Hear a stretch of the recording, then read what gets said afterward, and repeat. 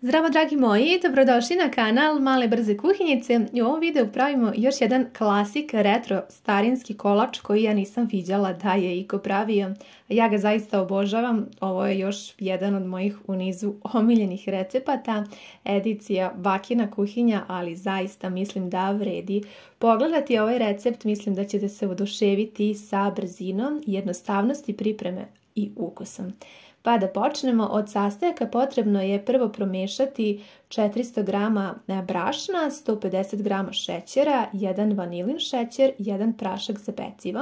To sve tako pomiješajte, a zatim dodajte 200 g maslaca ili margarina. Ja sam koristila neku mešavinu, tako sam imala, ali nećete pogrešiti šta god da koristite. I potrebno je još dodati i jedno žumance. Ovo belance ostavite sa strane jer ćemo ga iskoristiti.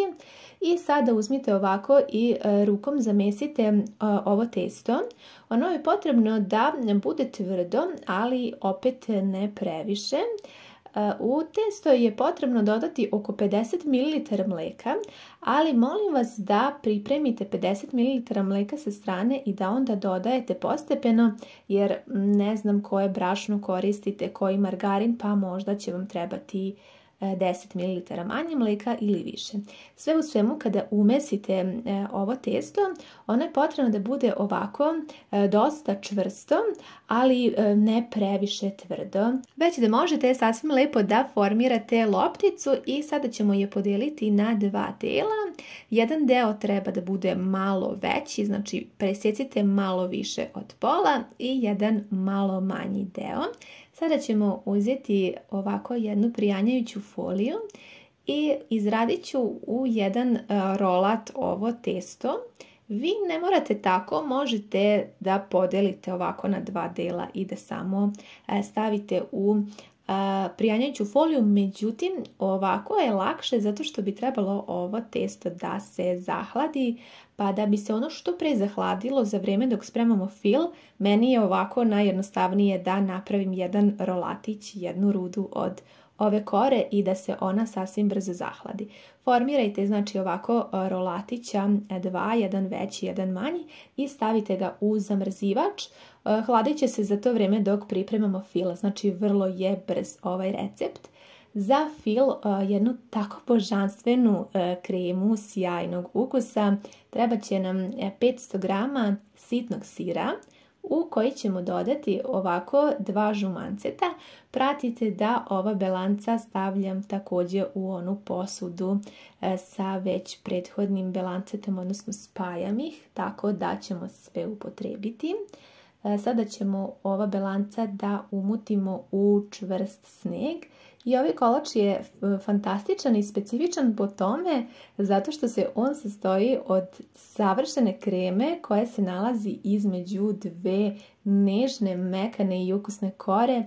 Mislim da nisam viđala nigde ovakav recept i stoga smatram da će vam se dosta dopasti. U sir ćemo dodati još 120 g šećera, ovo je naravno opcionalno, nije previše slatko, pa vi ukoliko volite više da bude slatko, dodajte više šećera.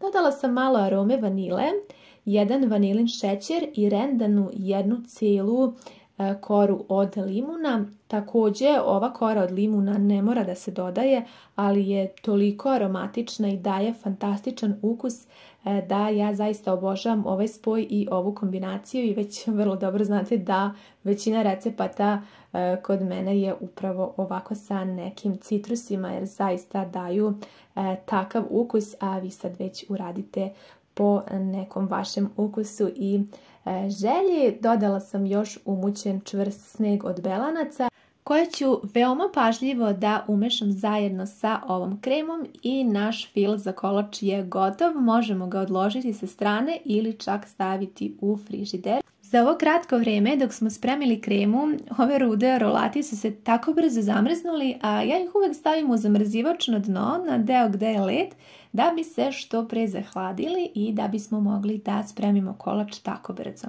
Pripremila sam tepsije u dimenzije 20 x 30 cm, uzimam ovako rende i sada ću da izrendam prvo ovu veću rudu, ovaj veći rolat.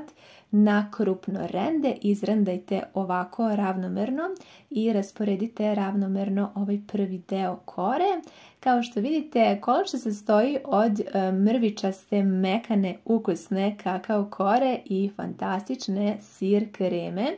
Sada ćemo staviti i kremu preko kore, ravnomerno je rasporedite. Kolač je zaista fantastičan i jedan od mojih omiljenih koje zaista obožavam i želim da vam prikažem. Nadam se da će vam se dopasti. Uzimamo sada i ovaj manji rolot koji se također zahladio i njega ćemo isto da izrendamo na krupno rende. Gledajte da ravnomerno ovako rendete sa svih strana.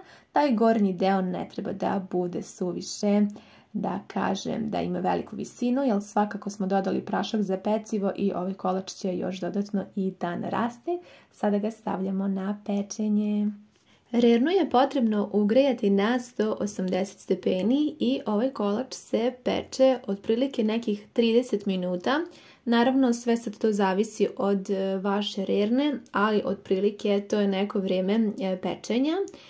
Nakon toga ja rernu isključim i ostavim da se on tako prirodno u rerni ohladi.